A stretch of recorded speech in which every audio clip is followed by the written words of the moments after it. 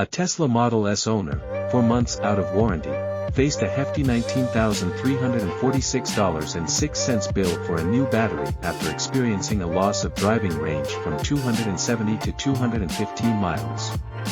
The owner warned others to be cautious, emphasizing the importance of saving for potential battery replacement costs despite savings on fuel and oil changes.